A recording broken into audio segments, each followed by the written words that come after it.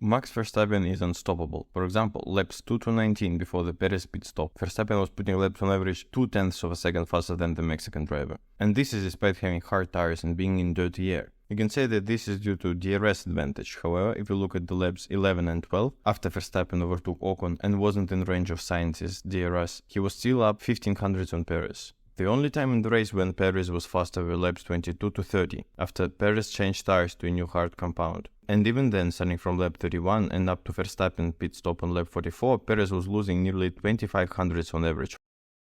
Another interesting battle was between Alonso and Sainz. From laps 2 to 17, both Spanish drivers had nearly identical pace, despite Sainz having DRS in use.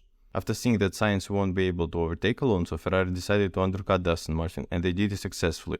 After Alonso pit stop on lap 25, he entered the track behind Sainz. However, this season Ferrari are really struggling on hard compound. Therefore, Alonso on his 6th lap younger tires easily overtook Sainz on lap 27. After that, lap 30, Sainz overtakes Ocon, who was on hard tires from the beginning of the race. From this point on, it is a Sainz-Russell battle, as Alonso is 10 plus seconds ahead.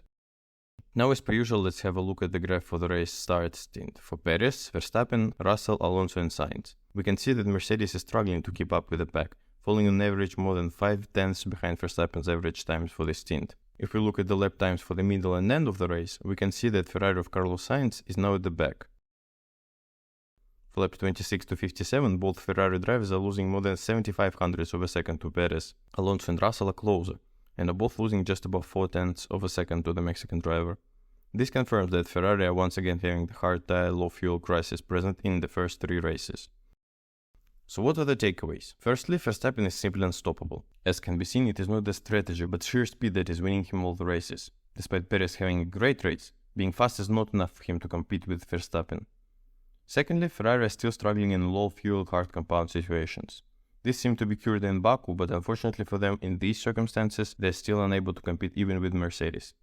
Finally, Mercedes are struggling on mediums. Whatever the race stage, no matter how much fuel they have, they will still be last out of top 4 if they are on mediums. However, their pace on hards is similar to Aston Martin's.